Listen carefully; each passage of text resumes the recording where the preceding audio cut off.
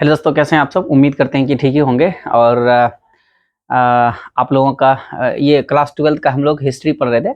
एक चैप्टर पढ़ाए थे, जो पहला चैप्टर था हड़प्पा सभ्यता, और वो कंप्लीट कर लिए थे। 8 वीडियोस में तकरीबन बना था, और आप लोगों का बहुत अच्छा उसमें रिस्पॉन्स मिला, बहुत अच्छा प्यार मिला। और आप लोग कमेंट भी कर रहे थे कि सर जो है क्लास 12 का हिस्ट्री पढ़ाइए। तो पहला तो कंप्लीट हो गया है। आज हम लोग दूसरा चैप्टर स्टार्ट करने वाले हैं, जिसमें जो है 600 ईसा पूर्व से लेकर 600 ईस्वी तक का जो राजनीतिक और आर्थिक इतिहास है, वही इस चैप्टर में हम लोगों को पढ़ना है। तो ये भी जो चैप्टर है ना, थोड़ा लॉन्ग है, तो एक वीडियो में कवर ये भी नहीं हो पाएगा, है ना। तो देखते हैं आगे कितना वीडियो इसमें हो पाता है, और हम लोग इसको स्टार्ट करते हैं। देखिए, सबसे पहले जो है ना, पहला चैप्टर में हम लोग जो पढ़े थे कि 2350 ईस्वी से लेके 1750 ईस्वी तक, बीसी ईसा पूर्व तक, है ना। 2350 बीसी, बीसी का मतलब ईसा पूर्व हुआ, से 2350 ईसा पूर्व से लेके 1750 ईसा पूर्व तक जो है, ये हम लोग पढ़े थे हड़प्पा सभ्यता में। मतलब जो पहले हम लोग पहला चैप्टर पढ़े हैं, उसमें हम लोग 2350 से 1750 तकरीबन ये जो 600 वर्षों का इतिहास है, ये हम लोग जो है जाने थे, है ना, पहले चैप्टर में। और इसमें इसी को हम लोग बोलते हैं हड़प्पा सभ्यता, है ना। इसी का नाम हड़प्पा सभ्यता है। और इस हड़प्पा सभ्यता के बारे में हम लोग पहले चैप्टर में जाने थे, है ना। और उसके बाद 1750 से लेके जो 1500 ईस्वी 1750 बीसी से, बीसी का मतलब ईसा पूर्व, ठीक है, से लेके 1500 बीसी तक का जो है, अगर देखा जाए तो ये हड़प्पा जैसे एक नगरीय सभ्यता था, और नगरीय सभ्यता जो है वो खत्म हुआ। उसके बाद धीरे धीरे देखे थे कि नहीं, हड़प्पा सभ्यता हम लोग, तो वो सब कुछ खत्म हुआ। उसके बाद जो है ये गांव देहात का रूप लेने लगा। तो इसके बारे में आपके चैप्टर में बातचीत नहीं किया है, आपके चैप्टर में इसके बारे में बातचीत किया है, तो मैंने आपको पढ़ा दिया हूँ ये 600 वर्षों का इधर का इतिहास। और हड़प्पा सभ्यता का इतिहास में हम लोग क्या देखे थे कि ये जो है पूरा इतिहास अनुमान के आधार पर था, सब कुछ अनुमान के आधार पर था, है ना। और उसके बाद इस बीच का जो है आपके चैप्टर में इसके बारे में कुछ भी वर्णन नहीं किया है, इसलिए हम लोगों को 1750 बीसी से लेके 1500 बीसी तक के बारे में इस पर बात करना ही नहीं है, ठीक है। और इस कार्यकाल के बारे में उतना जानकारी भी नहीं प्राप्त होता है। इसके बाद 1500 बीसी से लेके, यानी 1500 ईसा पूर्व से लेकर के 600 ईसा पूर्व तक के जो काल है, इस काल को हम लोग बोलते हैं वैदिक काल, ठीक है। यानी 1500 बीसी से लेके 600 बीसी तक, यानी 1500 ईसा पूर्व से लेकर के 600 ईसा पूर्व का जो काल है, इस काल को कहा जाता है वैदिक काल, है ना। इस काल को वैदिक काल कहा जाता है, ठीक है। इस काल को वैदिक काल कहा जाता है। मतलब ये जो 900 वर्षों का इतिहास आपको नजर आ रहा है, इसको हम लोग वैदिक काल कहते हैं। वैसे तो आपके इस चैप्टर में इसके बारे में भी नहीं पढ़ना है, लेकिन थोड़ा बहुत इसके बारे में जानकारी दिया है, तो वो जान लीजिए। वैदिक काल की जानकारी प्राप्त करने के लिए कुछ वैदिक साहित्य है ना। वैदिक काल की अगर आपको जानकारी लेना है, तो इसके लिए वैदिक साहित्य आता है ना। वैदिक साहित्य से आप वैदिक काल की जानकारी प्राप्त कर सकते हैं, और ये वैदिक साहित्य पढ़ा जा सकता है। इसको लोग पढ़ रहे हैं, इसको समझे हैं। तो ये जो है इसके बारे में, वैदिक काल के बारे में जानकारी के लिए वैदिक साहित्य एक अच्छा स्रोत है इस काल की जानकारी के लिए। कौन कौन वैदिक साहित्य हम बात करेंगे। हड़प्पा सभ्यता में क्या देखे थे कि इसमें मिला तो बहुत कुछ था, लिखा हुआ भी मिला, लेकिन इसमें कोई पढ़ नहीं पाया। लेकिन ये 1500 ईसा पूर्व से लेकर 600 ईसा पूर्व, जिसको हम लोग वैदिक काल कहते हैं, इस वैदिक काल का इतिहास को जानने के लिए वैदिक साहित्य है। वैदिक साहित्य पढ़ने से इस वैदिक काल का इतिहास की जानकारी प्राप्त होता है। अब कौन कौन से वैदिक साहित्य है, एक में जैसे आप वैदिक साहित्य की अगर बात करें, तो एक में आ जाएगा ऋग्वेद आ जाएगा। ये ऋग्वेद जो आप लोग है ना थोड़ा थोड़ा जानते भी होंगे, ये ऋग्वेद हो गया। ऋग्वेद के बाद जो है एक यजुर्वेद होता है, 4 वेद है ना, ऋग्वेद, यजुर्वेद, एक हो गया सामवेद, और एक होता है अथर्ववेद, और एक अथर्ववेद हो गया। इसके बाद एक आरण्यक होता है, ब्राह्मण होता है। इसके अलावा सबसे लास्ट जो वेद है उसका नाम उपनिषद है ना। ये सब जो ऋग्वेद, यजुर्वेद, सामवेद, अथर्ववेद, आरण्यक, उपनिषद, ये सारा जो है ना ये वैदिक साहित्य है। और इन वैदिक साहित्य से, ये सारा वैदिक साहित्य है, ये जितना आपको नजर आ रहा है ये वैदिक साहित्य। और इस वैदिक साहित्य से हम लोगों को वैदिक काल की जानकारी प्राप्त होता है। इसका मतलब 1500 ईसा पूर्व से लेकर के 600 ईसा पूर्व के इतिहास को समझने के लिए ये सारे साहित्यिक स्रोत हैं, जिसको आप पढ़ेंगे तो आपको इस काल की जानकारी मिलेगा। लेकिन अध्ययन की दृष्टि से क्या हुआ है कि वैदिक काल का भी अध्ययन करने की दृष्टि से वैदिक काल को दो भागों में बांट दिया गया है। एक का नाम है पूर्व वैदिक काल, है ना, एक का नाम जो है पूर्व वैदिक काल, और एक का नाम जो है पूर्व वैदिक काल, और एक का नाम रख दिया है उत्तर वैदिक काल, है ना, उत्तर वैदिक काल। जो पूर्व वैदिक काल का समय है, अब देखिए ना 1500 ईसा पूर्व से 600 तक है, तो 1500 ईसा पूर्व से लेकर के 1500 से लेके 1000 ईसा पूर्व तक के काल को पूर्व वैदिक काल, और फिर 1000 ईसा पूर्व से लेकर के 600 ईसा पूर्व तक को जो है उत्तर वैदिक काल कहा जाता है। मतलब ये जो वैदिक काल का 900 साल का इतिहास है, इनको अध्ययन करने के लिए इसको आप दो भागों में बांट सकते हैं। वैसे कालखंड के आधार पर भी इसको दो भागों में बांटा गया है। पूर्व वैदिक काल मतलब वैदिक काल का अगला हिस्सा, अगला भाग, पहले वाला है ना काल, और उत्तर वैदिक का मतलब हुआ कि वैदिक काल का जो दूसरा हिस्सा है उस काल की बात कर रहे हैं। तो 1500 ईसा पूर्व से लेकर 1000 ईसा पूर्व को पूर्व वैदिक काल कहते हैं। और पूर्व वैदिक काल को ऋग्वेदिक काल भी कहा जाता है। ये इंपॉर्टेंट है ना, ऋग्वेदिक काल। अब कहेगा सर पूर्व वैदिक काल को ऋग्वेदिक काल क्यों कहते हैं?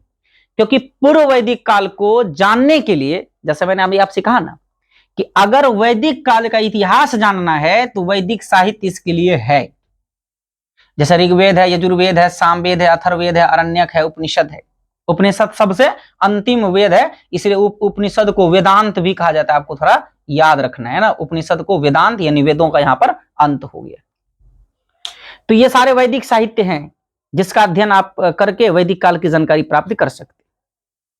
लेकिन पूर्व वैदिक काल जो 1500 ईसा पूर्व से लेकर के 1000 ईसा पूर्व का बीच का अगर आपको इतिहास जानना है तो ये सारे साहित्यिक स्रोत में से केवल ऋग्वेद है। ये आपको ध्यान रखना है। ये जो ऋग्वेद है, इस ऋग्वेद से केवल आपको, है ना, इस ऋग्वेद से केवल आपको, है ना, इस ऋग्वेद से केवल आपको पूर्व वैदिक काल के इतिहास पता चलेगा। माना पूर्व वैदिक काल के इतिहास को जानने के लिए केवल ऋग्वेद है।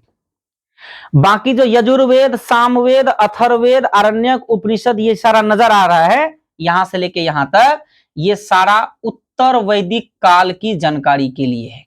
कौन से काल के लिए? तो उत्तर वैदिक काल की जानकारी आपको यजुर्वेद, सामवेद, अथर्ववेद, आरण्यक, उपनिषद, ये सबसे आपको मिलेगा। यहां तक कोई प्रॉब्लम नहीं है।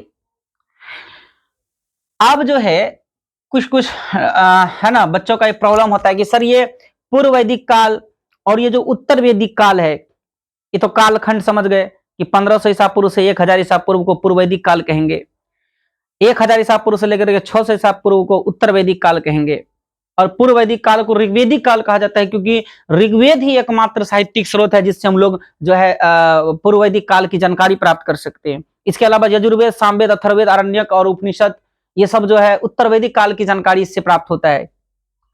तो क्या अंतर है पूर्व वैदिक काल और उत्तर वैदिक काल में? तो आप एक अंतर आप याद रखिएगा, अभी हम इस पर और आगे चर्चा करेंगे, लेकिन फिलहाल एक अंतर याद रखिएगा कि पूर्व वैदिक काल के अंदर जो है, यानी 1500 ईसा पूर्व से लेकर के 1000 ईसा पूर्व के बीच में जो है, जो पूर्ववैदिक काल है, जो ऋग्वेदिक काल है, जिस काल में ऋग्वेद की रचना हुआ, उस समय लोगों को लोहा की जानकारी नहीं थी।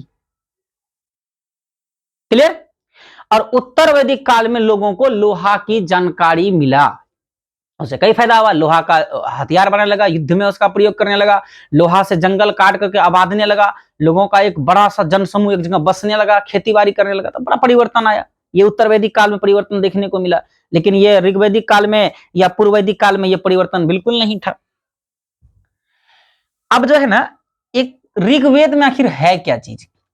ऋग्वेद में जो है ना, भगवान की स्तुति का मतलब हुआ भगवान की प्रार्थना, यानी जो देवता लोग हैं उनकी प्रार्थना, जो भगवान लोग होता है ना, ऋग्वेद के अंदर में क्या है कि इसके अंदर में देवता की स्तुति, यानी देवता की स्तुति का मतलब होता है भगवान का प्रार्थना वगैरह किस तरह से करना है, ये सारी चीजें जो है ऋग्वेद में मेंशन है, इसकी चर्चा ऋग्वेद में है। इसके अलावा जो यजुर्वेद है, ये जो आप देख रहे हो यजुर्वेद, यो से याद रखिएगा, यज्ञ मतलब यज्ञ हो गया, बलि हो गया, कर्मकांड हो गया। तो यज्ञ, बलि और कर्मकांड है ना, यज्ञ जो है भगवान को खुश करने के लिए है ना, इसी तरह से कुछ है यज्ञ जो किया जाता है, और उसके बाद जो है बलि वगैरह दिया जाता है, और उसके बाद जो है कर्मकांड वगैरह, इस सब की जानकारी जो है यजुर्वेद में मिलता है। और जो सामवेद है इसमें संगीत और नृत्य, संगीत है ना, म्यूजिक, गाना, डांस है ना, ये सारा जो है सामवेद के अंदर मिलेगा। और अथर्ववेद के अंदर क्या है, भूत पिशाच जादू टोना और औषधि, मतलब जादू है ना, इंसान को सांप बना दिए, चिड़िया बना दिए, कैसे ये जादू टोना होता है, ये जादू टोना, भूत पिशाच है ना, किसी को धर लिया कैसे क्या करना है नहीं करना है, किसी को कोई बीमारी हो गया उसका इलाज कैसे करना है, क्योंकि जिस तरह से अभी दवाई डॉक्टर वगैरह ऐसा पहले कुछ नहीं था, तो ये सारा अथर्ववेद के अंदर जो है, इसको जादू टोना वाला वेद भी बोलते हैं, भूत पिशाच वाला वेद, क्योंकि इसी के बारे में इसके अंदर जानकारी है, तो ये अथर्ववेद के अंदर इसकी जानकारी है। तो चारों वेदों में क्या है समझ में आ गया। ये आरण्यक होता है ना, जंगल में जो है गुरु शिष्य है, एक दूसरे को है ना बातें बताते थे, शिक्षा बांटते थे। और उपनिषद में भी है कि शिष्य के पास जो है, गुरु के पास शिष्य बैठ करके जो है वहां पर है ना विद्या सीखते थे, ये सारी चीजें हैं। तो ये जो ऋग्वेद है ये इसमें देवता की स्तुति है, यजुर्वेद में यज्ञ बलि कर्मकांड का चर्चा है, सामवेद में संगीत और नृत्य के बारे में है, अथर्ववेद में जादू टोना भूत पिशाच औषधि वगैरह दवाई तवाई इलाज वगैरह के बारे में इसमें बतलाया गया है। तो ये सारी चीजें इसके अंदर है।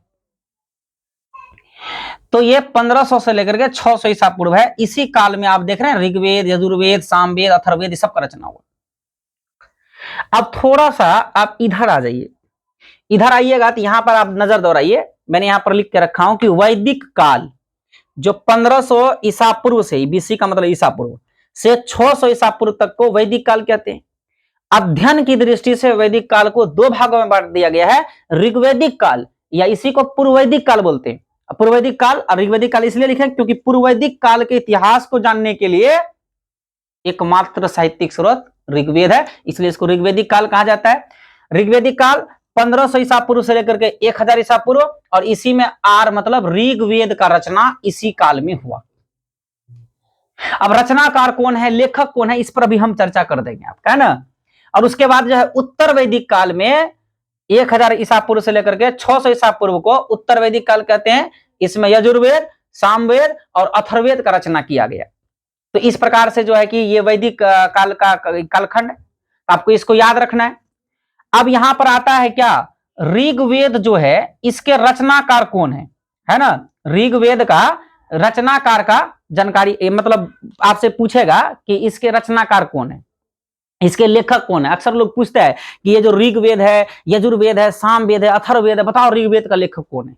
भाई ऋग्वेद का लेखक कोई नहीं है। दरअसल बात क्या है कि ये जो वैदिक काल 1500 ईसा पूर्व से 600 ईसा पूर्व है, जो वैदिक काल है, वैदिक काल के लोगों को लिपि का ज्ञान नहीं था, माने कैसे चीजों को लिखना है इसका नॉलेज ही नहीं था। ठीक, तो उस समय जो ऋषि मुनि होते थे, तो वो ऋषि मुनि को भगवान जो है ऋषि मुनि को ज्ञान देते थे, और ऋषि मुनि जो है वो आम लोगों को बताते थे। अब फिर जो आम लोग होता है, और फिर ऋषि मुनि के जरिए से पीढ़ी दर पीढ़ी ये ज्ञान जो है एक दूसरे में जाता था कि कैसे भगवान की स्तुति करना है, कैसे यज्ञ बलि कर्मकांड कैसे क्या करना है, सारा तौर तरीका एक पीढ़ी दूसरे पीढ़ी को बतलाता। ऐसे सुन सुन के चल रहा था, है ना। तो उसके बाद क्या हुआ कि ये जो 1500 बीसी से 1000 बीसी का काल है, इस कालखंड में क्या हुआ कि जो जितने बातें मतलब इस तरह का नियम था जो पीढ़ी दर पीढ़ी लोग सुन सुन के खाली उसको फॉलो कर रहे थे, ना तो कहीं पर लिखा हुआ था और ये सब कुछ था ही नहीं, तो उनको वेद व्यास जी ने सारे उन सुने हुए बातों को, सारे नियमों को एक जगह पर उसको लिख दिया, लिखने दिया, संकलित कर दिया, देखिए, अगर कोई आदमी, एक होता है लेखक, एक होता है संकलन करता, दोनों में अंतर है। जैसे हम कोई चीज नया सोच लिए और उसको लिख दिए तो उन चीजों का लेखक हम हो गए। लेकिन ऋग्वेद के अंदर जो भी कुछ लिखा गया है ये लोग पहले से जानते थे, यानी भगवान ने ये ज्ञान ऋषि मुनियों को दिया, ऋषि मुनियों ने आम पब्लिकों में जो है ये सब बातें बोलते रहे, पहुंचाते रहे, और वो लोग पीढ़ी दर पीढ़ी जो है मतलब सुन सुन करके उनको फॉलो करते रहे। वो सारी बातों को वेद व्यास जी ने एक जगह पर लिख दिया। कहने का मतलब वो सुना हुआ चीज था, उसने केवल लिखा, इसलिए ऋग्वेद का लेखक नहीं, उसको संकलन करता बोलते। तो वेद व्यास जी जो है वो ऋग्वेद का संकलन करता हो गए, उन्होंने उसका संकलन किया। लेखक का मतलब हुआ कुछ नया सोचना और नया सोच करके लिख देना, वो लेखक हुआ। लेकिन कोई चीज पहले से सुना हुआ है, पीढ़ी दर पीढ़ी चले आ रहा है, कंसेप्ट पहले से मालूम है, वही चीज को खाली लिख देना, ये तो हुआ कि कोई बोल रहा है उसको लिख रहे, जिसको संकलन करता कहते हैं। इसलिए ऋग्वेद का जो है कोई लेखक नहीं है, ऋग्वेद को संकलित किया था जिसने, उसका नाम था वेद व्यास, है ना। आप थोड़ा सा याद रखिएगा, उसका नाम क्या था, उसका नाम वेद व्यास था, जिसने इसको संकलित करने का काम किया। और वेद व्यास का असली नाम जो है महर्षि कृष्ण द्वैपायन था, है ना। महर्षि कृष्ण द्वैपायन जो है वेद व्यास जी का नाम था। तो ये जो ऋग्वेद, यजुर्वेद, सामवेद, अथर्ववेद है, ये सब संस्कृत में लिखा हुआ है, आप थोड़ा ये भी याद रखिएगा, है ना। और लेकिन इसके बाद जो है 1500 बीसी से 600 बीसी में आकर के जो है यहां तक ये जो वैदिक साहित्य हम लोग पढ़े, ये वैदिक काल के बारे में जो पढ़े, ये आपके क्लास 12 में बस इतना इंट्रो वगैरह केवल आपके क्लास में दिया हुआ है। इससे ज्यादा इस चैप्टर में इसके बारे में जानकारी नहीं है, फिर आगे के क्लासों में देखेंगे और आएगा तो। लेकिन यहां तो इसके बारे में जानकारी इससे ज्यादा नहीं है, जितना था मैंने आपको बता दिया। आपके क्लास में 600 ईसा पूर्व, यानी जहां वैदिक काल का अंत हो रहा है, उस अंत से स्टार्ट है, मतलब 600 बीसी से, है ना। यहां पर जो है इस चैप्टर के अंदर चर्चा 600 ईसा पूर्व से लेकर के 600 ईस्वी तक के बीच का है, ठीक है। तो उम्मीद करते हैं कि ये वैदिक काल वगैरह आपको समझ में आ गया होगा, ऋग्वेद क्या होता है, यजुर्वेद क्या होता है, ये सारा चीज समझ में आया होगा, है ना। तो एग्जाम में पूछा ना सबसे प्राचीन वेद कौन है, तो ऋग्वेद। तो ना टटका वाला वेद कौन है, तो वो अथर्ववेद है, ठीक है। तो आपका जो चैप्टर है उसमें वैदिक काल का अंत कब हुआ, 600 ईसा पूर्व में। तो 600 ईसा पूर्व में जो है ये वैदिक काल का अंत हुआ, और 600 बीसी यानी 600 ईसा पूर्व से लेकर के 600 एडी यानी 600 ईस्वी तक, ये 1200 साल का इतिहास आपके चैप्टरों में दिया हुआ है। जो चैप्टर अभी हम लोग पढ़ने वाले, इतना 1200 साल का इतिहास बड़ा संक्षिप्त में दिया है। तो 600 ईसा पूर्व से लेकर के 600 एडी यानी ये 1200 साल के इतिहास में भारत में समाज में सामाजिक, आर्थिक और राजनीतिक परिवर्तन कौन कौन से हुए, उसी की जानकारी दी गई है। और भारतीय इतिहास में 600 ईसा पूर्व से लेकर के 600 ईस्वी तक के काल को परिवर्तन का काल या हलचल का काल कहा जाता है। इसमें एकदम हलचल हो गया, बहुत ज्यादा इसमें परिवर्तन, चेंजिंग देखने को मिला। यानी जिस तरह से पहले था, समाज था, राजनीतिक था और आर्थिक स्थितियां वगैरह था, लेकिन इस कालखंड में आकर के एकदम पूरा बदल गया, है ना। तो इसलिए इस काल को हलचल का काल कहते हैं। एग्जाम में प्रश्न बन सकता है, यहां से चैप्टर आपका स्टार्ट हो रहा है, यहां से एग्जाम में प्रश्न बन सकता है कि 600 ईसा पूर्व से लेकर के 600 ईस्वी तक के काल को परिवर्तन का काल या हलचल का काल क्यों कहते हैं। क्योंकि इसी कालखंड में जो है राज्य और साम्राज्य का उदय हुआ। माना पहले छोटा छोटा जनपद वगैरह हुआ करता था, है ना, जन हुआ करता था, महाजनपद हुआ करता था। लेकिन इसी कालखंड में हम लोग देखेंगे कि कई सारा जो महाजनपद है वो मिल करके एक साम्राज्य बनता है। जैसे आपको पता होगा कि मगध साम्राज्य, मगध महाजनपद था, बहुत सारे महाजनपद इसमें मिले और मगध जो है साम्राज्य में बदल गया, ठीक है। तो ये एक परिवर्तन इस कालखंड में देखने को मिलता है। उसके बाद वर्ण और जाति व्यवस्था प्रचलित हुआ। ये वर्ण और जाति व्यवस्था ना, ब्राह्मण, क्षत्रिय, वैश्य, शूद्र, ये जो वर्ण व्यवस्था और जाति व्यवस्था है, इस कालखंड में आकर के इसका प्रचलन बहुत ज्यादा बढ़ गया और लोहे का उपकरण का व्यापक प्रयोग प्रारंभ हुआ। ऐसे लोहा का जानकारी तो उत्तर वैदिक काल में है ना, हो गया। लेकिन इसका व्यापक प्रयोग जो है वो देखने के लिए मिला कहां पर, तो ये 600 ईसा पूर्व से लेकर के 600 ईस्वी के बीच में इसका बड़े पैमाने पर प्रयोग किया गया, युद्ध में इसका प्रयोग किया गया, और हथियार के रूप में, जंगल काटने के रूप में लोहा का प्रयोग किया गया, है ना। तो और कृषि, शिल्प, उद्योग और व्यापार के क्षेत्रों में जो है इस कालखंड में बहुत ज्यादा परिवर्तन देखने को मिला, वृद्धि हुआ, मुद्रा का प्रचलन प्रारंभ हुआ, और बौद्ध और जैन धर्म का उदय, ये ध्यान दीजिएगा, बौद्ध और जैन धर्म का उदय और वैदिक धर्म के विरुद्ध आवाज। मतलब देखिए जो वैदिक धर्म है, ये वैदिक धर्म यही ऋग्वेद, यजुर्वेद, सामवेद, अथर्ववेद, इस सबको फॉलो करते थे। और इस वैदिक धर्म के अंदर इतना ज्यादा कर्मकांड था, और इसमें भी जो भी इस धर्म में दोष था कि है ना, तो वो सारा जो है बौद्ध, क्योंकि इसी कालखंड में बौद्ध धर्म आया, और जो है जैन धर्म में जो महावीर आए, उसके बाद जैन धर्म में जो है जो परिवर्तन देखने को मिला, तो ये सारा जो बौद्ध और जैन है, इनका जो उदय इस कालखंड में हुआ, इसने वैदिक धर्म को कड़ा टक्कर दिया। यानी कि वैदिक धर्म के बहुत सारे वैदिक धर्म में कर्मकांड था, है ना, और उसके बाद जो है यज्ञ, बलि, बहुत सारी चीजें था, इसमें मोक्ष प्राप्ति का एक तरह से समझिए कि बड़ी जटिल प्रोसेस था। लेकिन बौद्ध और जैन धर्म ने आगे करके इसको एकदम आसान तरीका मोक्ष प्राप्ति का बताया। इससे लोगों का झुकाव ज्यादा बौद्ध और जैन की तरफ होने लगा, और वैदिक धर्म के विरुद्ध यहाँ पर आवाज वगैरह उठा। तो और इसके अलावा आप देखेंगे कि इसी कालखंड में जो मौर्य वंश आता है, जिसमें चंद्रगुप्त मौर्य, उसका फिर इसके बाद बिंदुसार, है ना, उनके बाद राजा अशोक जो है आते हैं, फिर गुप्त वंश इसी कालखंड का है। तो बहुत सारे चेंजेज इस कालखंड में हुआ। इसलिए भारतीय इतिहास में 600 ईसा पूर्व से लेकर के 600 ईस्वी तक के काल को परिवर्तन या हलचल का काल कहा जाता है। एग्जाम में अगर पूछेगा कि 600 ईसा पूर्व से लेकर के 600 ईस्वी तक के कालखंड को भारतीय इतिहास में परिवर्तन या हलचल का काल क्यों कहते हैं, आप ये 6 पॉइंट को आप लिख दीजिएगा तो आपका उत्तर हो जाएगा।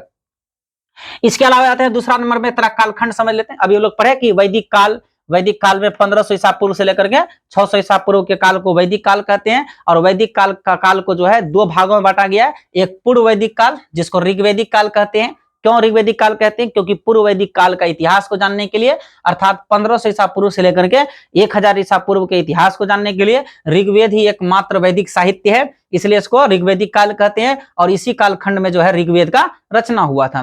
और 1000 ईसा पूर्व से लेकर के 600 ईसा पूर्व तक के कालखंड को उत्तर वैदिक काल कहते हैं। इसी में यजुर्वेद, सामवेद और अथर्ववेद का रचना हुआ, है ना। तो ये सारी बातें आप थोड़ा याद रखिएगा। अब यहाँ 600 ईसा पूर्व से लेकर के जो 400 ईसा पूर्व का काल है, ये महाजनपद का काल कहलाता है। ये सारा क्या होता है, ये अभी शुरुआत है ना। ये अभी देखिए धीरे धीरे चैप्टर में सारी चीजें जो है एक एक परत जो है सबका खुलता चला जाएगा। ये जो महाजनपद काल जो है ये स्टार्ट होता है, मतलब जहां वैदिक काल का अंत होता है 600 ईसा पूर्व में, वहां से जो है महाजनपद काल की शुरुआत होता है। और इसको बुद्धकालीन युग कहा जाता है, क्योंकि इसी कालखंड में जो है बुद्ध भगवान का जन्म हुआ, फिर जो है उसको ज्ञान की प्राप्ति हुआ, फिर जो है कि बौद्ध धर्म का प्रचार प्रसार हुआ, है ना, उसके अनुयायियों की संख्या में वृद्धि होने लगा। ये सारी चीजें जो है इस कालखंड में हुआ, इसलिए बुद्धकालीन युग कहा जाता है। प्राक मौर्य युग, क्योंकि इसी कालखंड के ये जो कालखंड है आपका 400 ईसा पूर्व, ये जो है इसके जस्ट बाद जो है आपका यहाँ से मौर्य वंश का स्टार्ट हो जाता है। मौर्य वंश 321 ईसा पूर्व में, तो इसको प्राक मौर्य युग भी कहा जाता है। मौर्य वंश आता है जिसमें बड़े बड़े राजा होते हैं, जैसे चंद्रगुप्त मौर्य, अशोक है। सिकंदर का आक्रमण, जो यूनान में जो एक मैसेडोनिया नामक एक छोटा सा एरिया होता है, वहां का राजा जो सिकंदर था, उनका भारत पर आक्रमण 326 ईसा पूर्व में इसी कालखंड में होता है। आप लोग सुने भी होंगे कि जो जीता वही सिकंदर, वो इसका होता है। फिर उसके बाद जो है मगध साम्राज्य में परिवर्तित हो जाता है। मतलब ये जो महाजनपद था, महाजनपद जो है, जैसे मगध महाजनपद हम लोग आगे चलकर पढ़ेंगे कि मगध महाजनपद के अंदर जो है और सारे महाजनपद समाहित होकर के जो है वो मगध साम्राज्य में बदल जाता है। फिर इसी कालखंड में बहुत सारे धर्म सुधार आंदोलन भी चलता है, जैसे नए वैदिक धर्म उस समय का उसका बोलबाला था, उसमें मोक्ष प्राप्ति का बड़ा जटिल रास्ता था, यज्ञ, बलि, कर्मकांड, बहुत सारी बातें थे। तो लेकिन बौद्ध और जैन और अन्य दार्शनिक विचारधारा आया, जिसने मोक्ष प्राप्ति के लिए एकदम आसान रास्ता, सरल रास्ता बताया, जिसकी वजह से लोगों का झुकाव इस तरफ ज्यादा हो गया। तो ये सारे जो है आप थोड़ा सा याद रखिएगा, मतलब यहाँ से लेके यहाँ तक में ये सारी चीजें चैप्टर के जो है ना शुरू में आपका इंट्रो के रूप में दिया हुआ था, तो आप थोड़ा सा ये ध्यान रखिएगा। हकीकत में जो चैप्टर आपका स्टार्ट होगा ये यहां से स्टार्ट होगा, ठीक है। तीसरा नंबर में देखेंगे महाजनपद का उदय। ये महाजनपद क्या होता है? देखिए शुरुआत में अगर हम लोग देखें जो ऋग्वेदिक काल है, ऋग्वेदिक काल में यानी जो ऋग्वेदिक काल आप समझ रहे हैं, यहां देख लो ऋग्वेदिक काल 1500 ईसा पूर्व से लेके 1000 ईसा पूर्व, इस काल में जो लोग हैं जन के रूप में रहते थे। जन मतलब कबीला के रूप में। ये लोग अस्थायी निवास नहीं करते थे, एक ग्रुप होता था लोगों का, 150 लोगों का, परिवारों का, और वो जो है यहाँ पर जंगल में रहे, एक कबीला हुआ, फिर एक कबीला हुआ, फिर एक कबीला हुआ, फिर एक कबीला हुआ, फिर एक कबीला हुआ, इस तरह से एक कबीला होते थे। और इस तरह से एक कबीला होता था, और ये कबीला लोग जो है, ये कबीला, हर कबीले का एक सरदार होता था जो कबीले का देख रेख करता था। इस कबीला का अलग सरदार है, इस कबीला का अलग सरदार है, इस कबीला का अलग सरदार है, इस तरह से हर कबीले का एक सरदार होता था। ये ऋग्वेदिक काल की बात कर रहा है, 1500 ईसा पूर्व से लेकर के 1000 ईसा पूर्व के बीच का। और ऋग्वेदिक काल के बाद जब उत्तर वैदिक काल में आते हैं तो यहाँ पर जनपद हो जाता है। जनपद का मतलब हुआ कि उत्तर वैदिक काल में जब आते हैं तो यहाँ पर जो है इसका आकार थोड़ा बड़ा हो जाता है। जहां पर ये इतना बड़ा था, एक जन है, फिर ये वाला जन है, फिर ये वाला जन है, फिर ये वाला जन है, ये सारा जन इस तरह से मिल जाता था और इस तरह से एक बड़ा सा जनपद बनता है। फिर मान लीजिए ये दोनों मिलकर के एक इधर एक जनपद बना दिया, फिर यहाँ पर ये दोनों मिलकर के एक जनपद बना दिए। तो इस तरह से जो है जन, कई जन मिल करके जो है जनपद बना देता है। और यहाँ पर जो है कबीला के रूप में ये लोग चलते थे, लेकिन उत्तर वैदिक काल में जो जनपद, ये लोग कहीं पर जो है अस्थायी निवास करने लगे। ये जन से जनपद जो उत्तर वैदिक काल में बना, इसके पीछे कई कारण हो सकता है। एक तो ये भी होगा कि युद्ध के द्वारा, कि ये जन वाले लोग इस पर इसके साथ युद्ध किया होगा, इनको जीत करके इसको मिलाया होगा, फिर इनको जीत करके इसमें मिलाया होगा, फिर इनको जीत करके इसमें मिलाया होगा। एक तो ऐसे करके ये बढ़ा होगा आकार, तो कई जन मिल करके जनपद बन गया। या तो ये हुआ कि उत्तर वैदिक काल में चूंकि लोहा का प्रयोग प्रारंभ हो गया था, तो हो सकता है कि जैसे यहाँ पर मान लीजिए कोई जनपद बसा हुआ है और इसके आसपास में जंगल वगैरह है, इसको काटता होगा। आग का तो आविष्कार हो ही गया था, आग के बारे में इनको जानकारी था ही, तो जंगल काट के उसमें आग लगा करके साफ सुथरा करता होगा। उसके बाद लोग इसमें भी लोग जो है इस एरिया में बसने लगते होंगे, धीरे धीरे इसका आकार बड़ा होता होगा, तो ये भी एक जनपद बन जाता होगा। तो युद्ध के द्वारा कई जनपद मिलकर के एक युद्ध में जीत जात करके कई जनपद से मिला करके कई जन मिला करके एक जनपद बनाता होगा। इस प्रकार से था। अब फिर हम लोग जब उत्तर वैदिक काल से आगे निकलते हैं, जहां पर वैदिक काल का अंत होता है 600 बीसी में, तो यहाँ पर महाजनपद की शुरुआत होता है। यानी महाजनपद का मतलब ये जनपद और ये जनपद, ये जनपद, मान लीजिए इस तरह से जनपद, कई जनपद मिलकर के एक महाजनपद बनाता है ना। तो आपको याद रहेगा कि ऋग्वैदिक काल में जन होता था। जन मतलब छोटा छोटा एक कबीला होता था, वे लोग अस्थायी निवास नहीं करते थे, चलते फिरते रहते थे। कबीले का एक सरदार होता था जो उनका देख रेख करते थे, और कई जन मिलकर के उत्तर वैदिक काल में जो है वो जनपद बना लेते हैं। और जब वैदिक काल का अंतिम में जब हम लोग अंत देखते हैं 600 ईसा पूर्व, तो वहां पर कई सारा जनपद मिलकर के महाजनपद बना लेता है। तो ये जो जनपद और महाजनपद है ना, ये सारा प्राचीन भारत की समझिए एक राजनीतिक इकाई है ये सब। ठीक है, चलो अब आते हैं यहाँ पर महाजनपद होता क्या है, आपका एग्जाम में पूछता है ना, क्योंकि ये जो वीडियो बना रहे हैं और इसमें आप लोग क्लास 12 के स्टूडेंट ज्यादा होंगे देखने वाले, तो इसलिए क्लास 12 के हिसाब से ही इसको बनाना पड़ेगा। तो महाजनपद क्या होता है? तो प्राचीन भारत के उन बड़े राज्यों या प्रदेशों को महाजनपद कहते हैं जो वैदिक काल के बाद संगठित और विकसित हुए। मतलब जहां पर वैदिक काल का अंत हुआ ये 600 ईसा पूर्व में, तो यहां पर जो एक बड़ा राज्य, जो एक शक्तिशाली राज्य के रूप में उभरा, कई जनपद मिलकर के जो एक संगठित और विकसित राज्य बनाया, तो उसी को हम लोग महाजनपद कहते हैं। ये मुख्यतः 600 ईसा पूर्व से लेकर 400 ईसा पूर्व के बीच विकसित हुए थे। अगर पूछेगा ना कि महाजनपद क्या होता है, तो आप ये बातें लिख सकते हैं कि जहां पर वैदिक काल का अंत हुआ 600 ईसा पूर्व में, वहां पर कई सारे जनपद अंत हुआ, वहां पर जो है कई सारे जनपद मिलकर के बड़े राज्य, शक्तिशाली राज्य बनाया, उसी राज्य को जो है महाजनपद कहा जाता था। ये वाला आप इसमें परिभाषा में महाजनपद क्या होता है नहीं होता है, ये बात को आप लिख सकते हैं। अब ये महाजनपद की सूची कहां से मिलता है? देखिए महाजनपद की जानकारी ऐसे कहा जाता है कि टोटल महाजनपद जो है वो 16 महाजनपद है, लेकिन इसकी जानकारी प्राप्त कहां से होता है?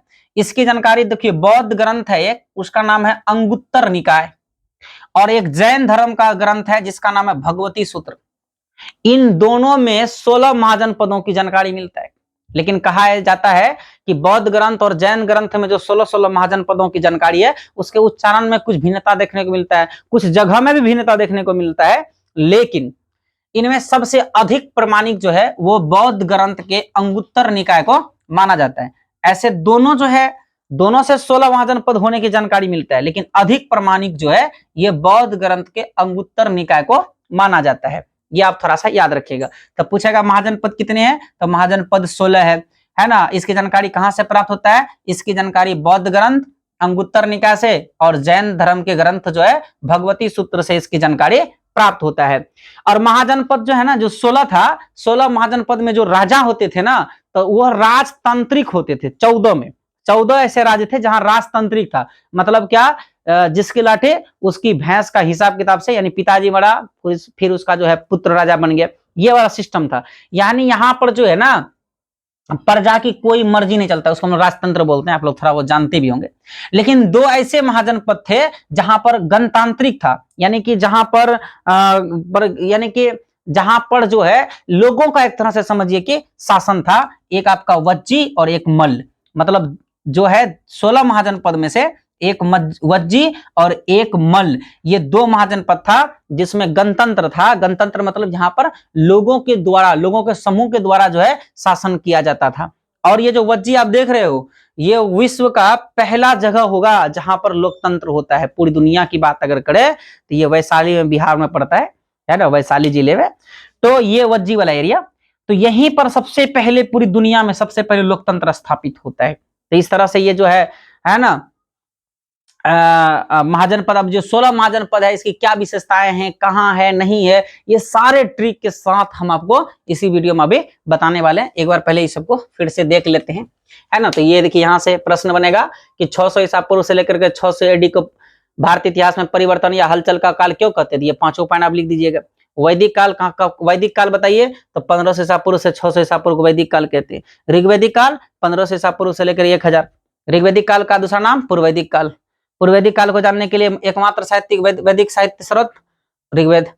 ऋग्वेद की रचना 1500 ईसा पूर्व से 1000 ईसा के बीच में हुआ। इसके रचनाकार कौन है, इसके लेखक कौन है, लेखक कोई नहीं, इसका संकलन किया गया है, मतलब सुनी हुई बातों को लिखा गया है। उत्तर वैदिक काल यजुर्वेद, सामवेद और अथर्ववेद। फिर आ जाएंगे तो ये 600 ईसा पूर्व से 400 ईसा पूर्व को क्या क्या कहा जाता है, तो ये सब आप थोड़ा याद रख लीजिएगा।